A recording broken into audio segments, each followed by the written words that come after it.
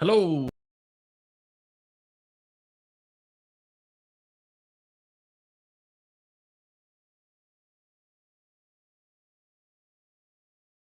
Of course, I pressed the back button and then didn't take off the overlay. What a great start to the show. You can tell things aren't going to be working my way this morning. Hope you're doing well, guys. Hope you're doing good. You know what the thing is this mouse, right, has a back button right there. And if I accidentally click that back button, it just takes me off of the screen, which is great. So I have to be so careful about where I touch this silly mouse. It's a weird sentence. Good morning, guys. Hope you're doing well and enjoying the last couple of days before Christmas. Good morning to the chatbots, Kaiser. We've got Ali, Paul, Mohammed, Matt G, Carl, Harvey, Terry. We've got Pedro, Dan, Tom Sabol joining us as well at 3 a.m. from Tampa. What are you doing, Tom? Bit of a strange decision. Essex Bloke, we got Colin, AV, Jose, we got Thracia King, Leon, Wrath of Aries, Nick, Temi, James, Rahil, Pedro joining the Flying Fish gang, James T, Andreas Nielsen.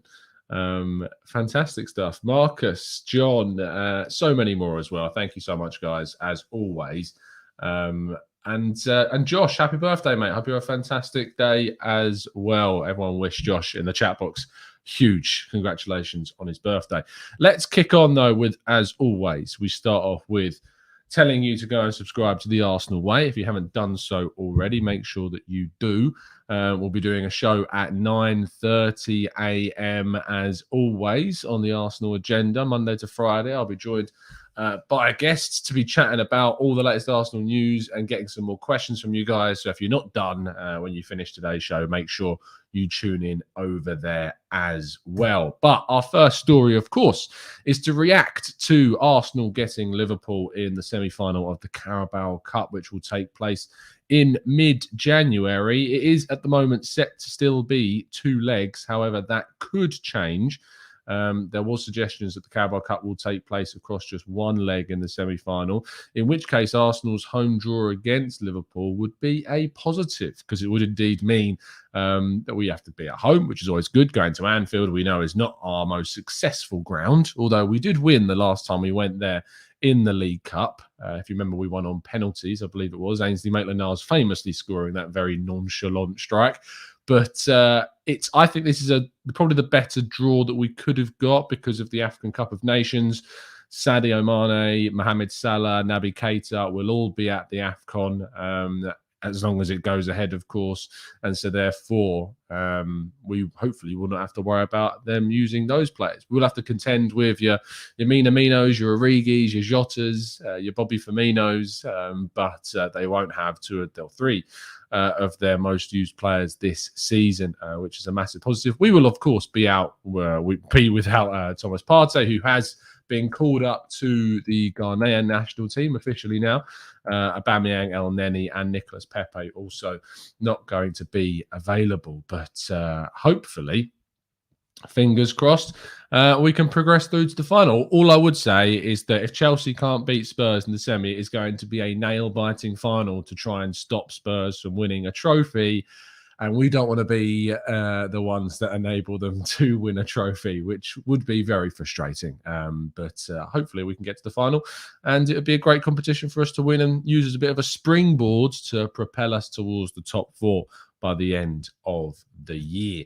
Let's continue on with the news, though. And Lucas Torreira is set to stay with Fiorentina. The Italian side are expected to activate his kind of option in his contract, which is expected to be around £12.75 million. They've already paid a loan fee. And of course, Atletico Madrid's loan fee from last season will have added up. So we get probably something around the £15 to £17 million mark in total for what we've made off of Torreira, which is still a loss considering we invested near £25 million to bring him from Sampdoria. But he's expected to move on. He's more than happy to do that. He wasn't very happy at Arsenal. We know about his situation. We know what's happened last summer as well with the unfortunate passing of his mother and all of the fallout interviews that followed as well. So it's about time that we cut ties and that this story kind of closes its last page, because it's best for all parties that Torreira moves on, which is a shame because there was a real potential for him to be a fantastic player, but it's not to be. Now, Jonathan David's agent has been speaking about his future and confirms that he is likely to leave the club at the end of the season. Arsenal have, of course, been previously credited with an interest in the Canadian international, scorer of several goals for Lille this season as they try and defend their league title. It's not going to be a league title for Lille this season, but they are pushing forward to try and, of course, get as high up the table as they can. And Jonathan David's been a big part of that. And they've been pretty good at replacing players that have left. They, of course, replaced Pepe and they brought in Osimhen. They lost Osimhen and they brought in David, and things have been going very well in their recruitment department. But they could yet be losing yet another player for a big profit. And David could be targeted by Arsenal if he is indeed to move on, with him previously being credited by Simon Collins of the Evening Standard as interesting the club. Moving on to Sergino Dest. Barcelona are said to be open to selling Dest, considering the fact they're going for a £55 million deal for Ferran Torres. They are in need of recouping some funds to try and balance the books. There is more money available to them than people imagine. However, La Liga's financial fair play means that to register Torres, they are going to need to move some players out of the club in order to balance things. It's more about the registration of players rather than Barcelona lacking any kind of financial incentive to go for players. It's about how they balance the squad and La Liga's rulings behind that. That's why they couldn't sign up Lionel Messi to a new contract. But Ferran Torres, it's an interesting move. There's a lot of money to spend on Ferran Torres, but I kind of see the route that they're continuing to go down with the young profile instead of going for these huge fees for aging players like Coutinho and Antoine Griezmann. So it's a better move for them. But Sergino Dest, could Arsenal go back in for him? We have been linked in the past. He could be a good backup to Tomiyasu, could cover a number of positions, central midfield, or rather defensive midfield, and left back. He can play in those positions too. Very versatile player. We'll wait and see. Next story revolves around Aubameyang. Now, Chris Wheatley tweeted a story of his from football.london in which he spoke of the understanding that he is to assess his options ahead of the January window. Barcelona's likelihood of signing him is ever diminishing because of the contract situation of Dembele, who is expected to sign a new deal. Torres coming in. There's still links to Edison Cavani too. It looks like the Barca route is pretty closed, but Juventus are a club that continue to remain interested. They, of course, do need to be looking at a striker, having suffered with goals and a lack of a centre forward this season.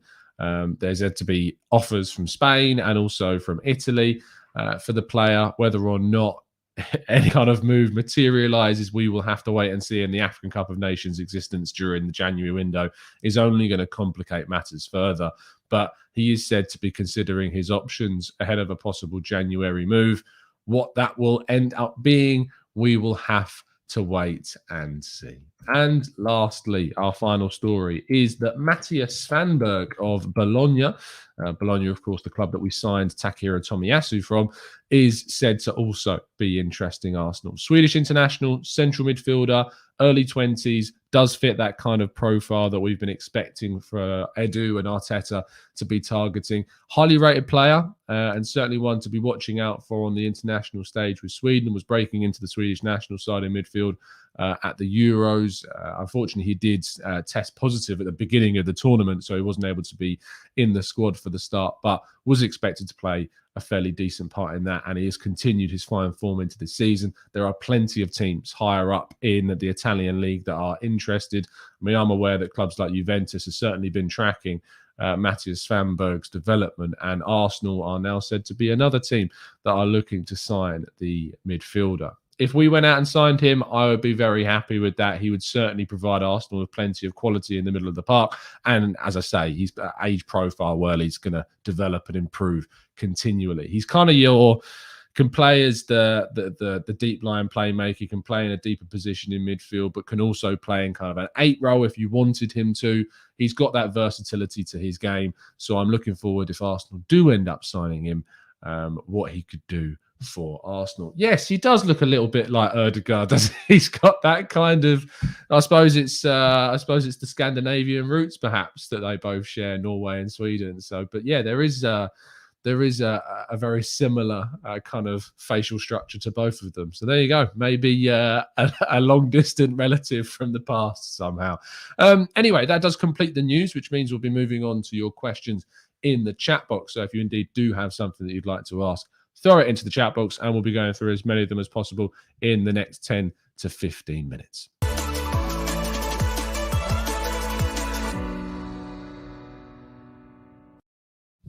Okay, let's jump into the chat box and go to Matt G's daily hypothetical. Matt says, Kroenke needs cash, so needs to sell 2 of our new signings in January.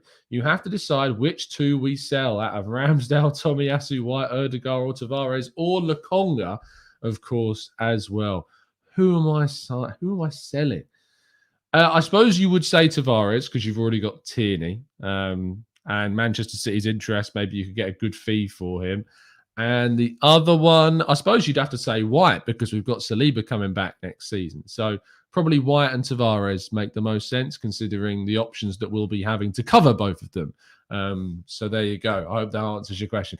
Vinny, are there many teams who can realistically afford Aubameyang? Do you think he will take a wage cut to go somewhere and play?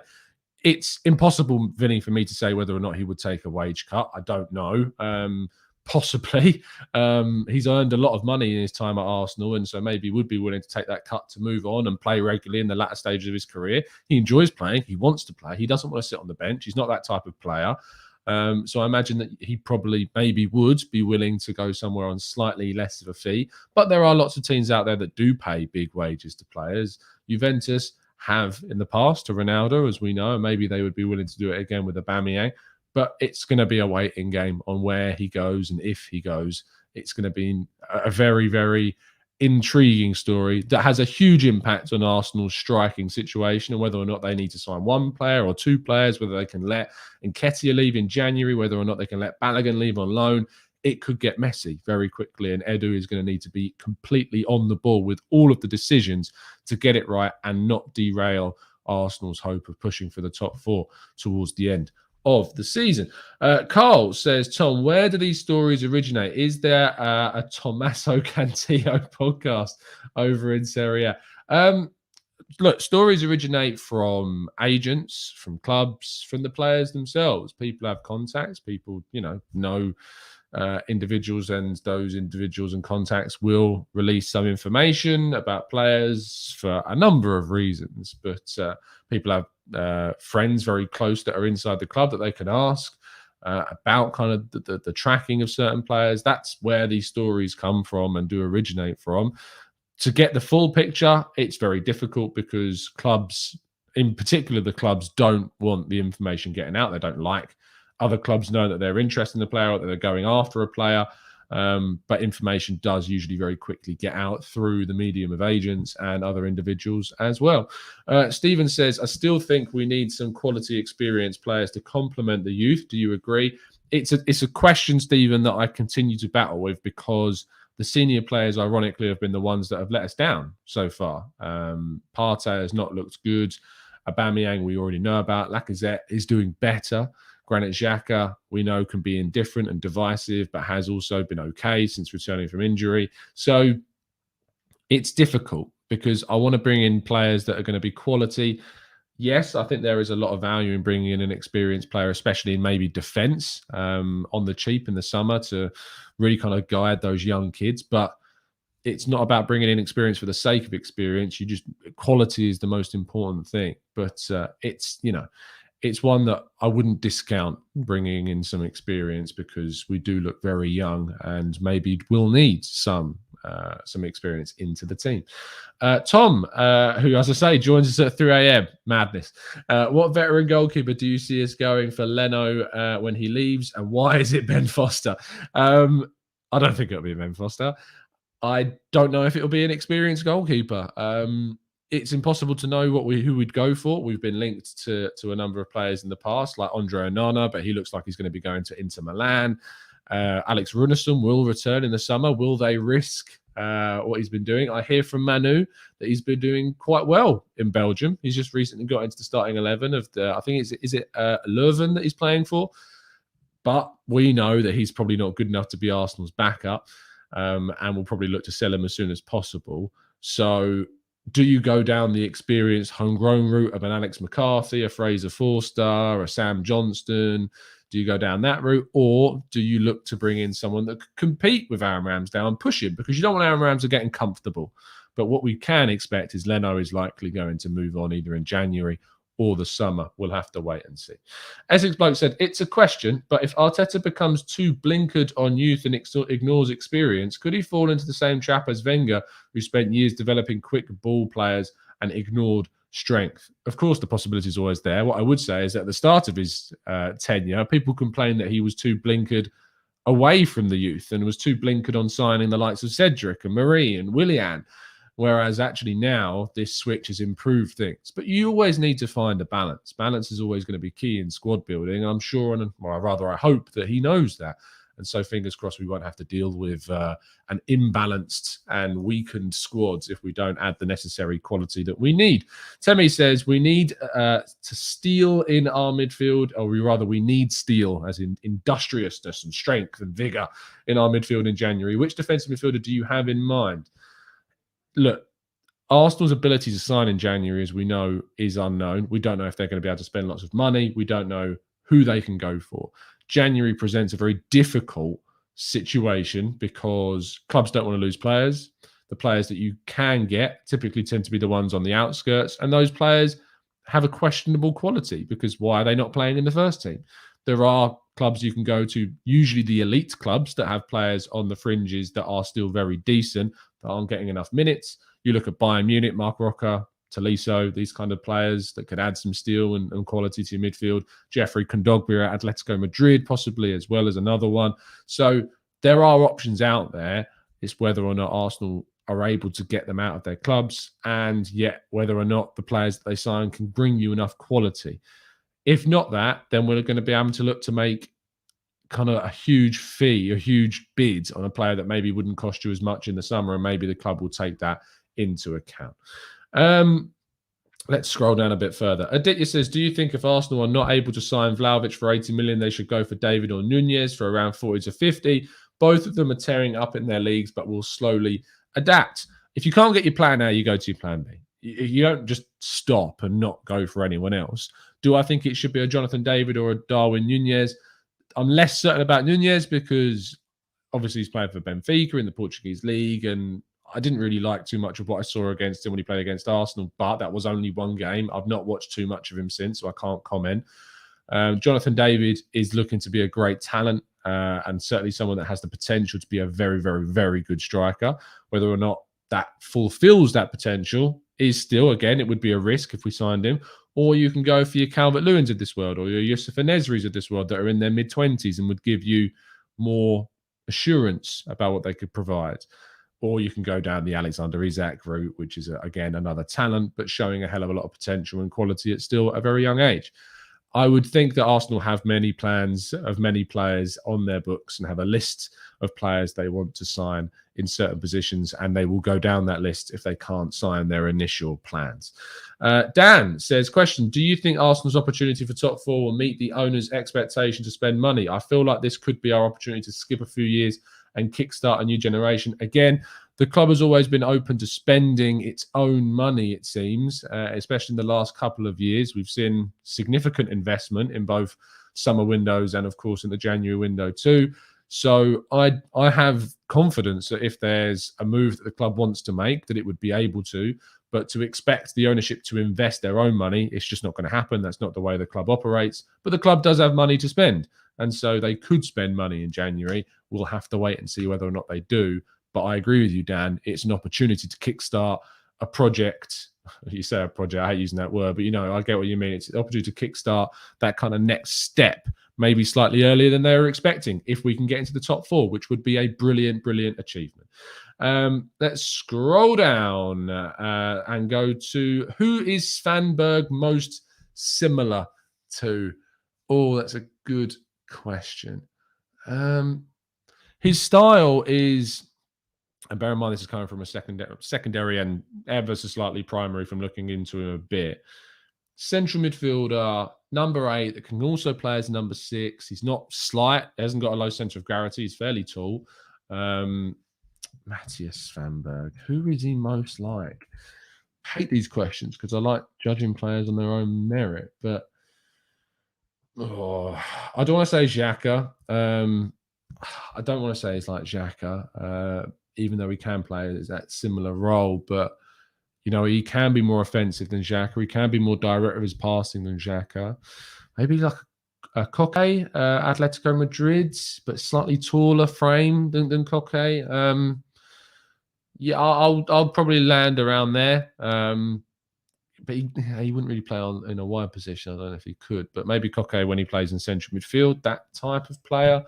But it's tricky to kind of pinpoint a specific player that he's similar to. But, your central midfielders that have the height to them, that have a good engine, that can run up and down the field, have good direct levels of passing, will pass out to the wide areas. I don't want to get your hopes up and say he's like Goretzka. Goretzka's a very, very good player. But who knows? I mean, could he have the potential to become as good as someone like Goretzka? And he would need to bulk up a fair bit if he wants to. Goretzka is a bit of a tank these days, as are most players that join Bayern Munich. But look, he's a very good central midfielder. So there you go. Marcus says, who is more injury prone, Renato Sanchez or my microphone? I'm hoping that my microphone sounds fine to you. I'm hoping that it's coming through fine. If it isn't, I can only apologise, but I'm really trying to keep it going. Gladiator Scoop says, what about Tyrick Mitchell as a possible Tavares replacement if he leaves? I would be very open to that, yes. TJ Max says, if we're very clever, we could sneak a cheeky, unhappy Sterling and Wijnaldum in January, which I reckon would push us to third place. Winnie would help Patino so much too. But if you told me that we're signing Sterling and Wijnaldum in January, I'd be over the moon. Vinny, is Svanberg trusted enough to look after his parents' house keys? What? You have to tell me about the scenes what you mean, Vinny. That's gone way over my head. Aditya says, Calvert-Lewin is already at his ceiling. I disagree. Much rather have a higher potential like David Nunez or on the Cothilians podcast by Zach Lowy rates him as the best player in Portugal with Gonçalves. I mean, Gonçalves. Gonçalves is a player that I'd love to see at Arsenal. I don't think it'll happen. I think he will move to your biggest teams in the world, but he's someone that I would certainly like to see. Conor Gallagher as a comparison. That's a weird one. I don't know why they would compare him to Conor Gallagher. That's really strange because I look at Conor Gallagher more as someone who likes to get forward a hell of a lot more than Svanberg does. So I find that a bit strange. He can play, as I say, in any of the three central midfield positions. Can play as an 8, can play as a 6, can play as an advanced kind of 8. But Gallagher I look at as far more attacking specialised than Svanberg. If this is Tom, do you not mind having your... do not mind him. Your mic is fine. Do not mind him. Marcus was only joking. Mic is fine. I was on about to start the show. Keep it up at the great work. Thanks, mate. Really appreciate the kind thoughts. Javier, is there any confirmation from Josh what our budget is? Look, you're never going to get Josh come out and say how much we're going to spend, Javier. That is very, very wishful thinking. Look, I don't mind Josh. I can't stand Stan. Josh is a lot more open. I get the feeling that Josh does genuinely want the team to succeed. Call me naive if you like, but that's the feeling that I personally get. And I feel like that we are moving in the right direction. I just don't know whether or not the manager in charge is still the right manager, but I have a lot of faith in Edu and the recruitment and where they're moving the club and where they're building the squad. It's going to take until the end of the season, I think, before I really get off the fence. And it will be a case of getting off the fence because I still very much am sitting on the fence with the manager, as we discussed in yesterday's show with Lev and Sophie. I said I was going to judge at Christmas. I am going to have to delay that because I can't yet judge. It's impossible for me to say whether or not I think Arteta's going to do it or whether he's not. And so I'm going to wait till the end of the season. If we get top 6 as my expectation, then I'm saying, look, he's earned that next season. We've taken that next step. We've pushed ourselves back into European competition. Then I want to see continual progression. As long as we're progressing to that top 4 and getting ourselves established in the top 4, that's where I want to see us. I want to see us established in the top 4. I want to see us with the ability to challenge in the future. we need to progress, and that's that's what we need to look to. 200 million war chest, always a war chest, says Gladiator. Yeah, 250 million war chest, says Social. Obviously, that's how much we're going to spend. Without a shadow of a doubt, we are spending silly amounts of money in the coming windows. We can confirm it, exclusive. Matt says success is subjective. To the Cronkies, top 4 every year might be success. It might be, but I'm trying to stop using the word Cronkies as plural. And use Josh and Stan separately. I'm hoping that we can push forwards to greater things. Top 6, I would be happy with, because I think that's where the squad is. I think we are a top 6 squad in the sense that we had the 5th best squad in the league, in my opinion. We certainly don't have the top 6 manager right now. Arteta needs to improve a hell of a lot more before he's thought about in that kind of bracket. But we would have to overachieve to get into the top 4 with this squad. I hope that we can, but my expectation is top 6. So there you go. Damn, be careful, Tom. Someone might make an article about what I'm saying. Yeah, you never know. Ubong says, I see us finishing above Chelsea. I wish I had your optimism, Ubong. I really do. I really wish I had your optimism, mate, because if we can finish above Chelsea, that would be an incredible achievement. But who knows? We'll wait and see. Anyway, we're going to wrap things up there. Thank you so much for tuning in. Again, a massive, I know I didn't say it yesterday, but a massive thank you to everyone that helped us get to 28,000 subs. We're already on our way to 29,000. It'd be amazing if we can hit 29,000 in the January window, maybe even 30,000 by the end of the January transfer window. That'd be amazing. So do continue to support the channel. Do continue to subscribe. Do tell people to continue to sub your friends, get them out there. But fingers crossed you have a fantastic Christmas. I'm sure that most of you will do. Why would you not? Obviously, self-isolation might be a little bit annoying, but do stay safe, stay well out there if you do end up having to deal with any of that stuff. But yeah, drop a like on the video, subscribe if you're new, and I will see you tomorrow morning for the last 8 a.m. show before we wrap things up for the Christmas break. When I say Christmas break, I literally mean Christmas Day. There won't be a show on Christmas Day, but I am going to do a show tomorrow morning, and there will be a preview show on Christmas Eve ahead of the Norwich game at 5 p.m. UK time. So do tune in for that. The work never stops, as they say. You can join me in an hour's time over on the Arsenal Way if you're not done with my ugly mug. But other than that, have an absolutely fantastic day, and I'll see you soon. And as always, up the Arsenal.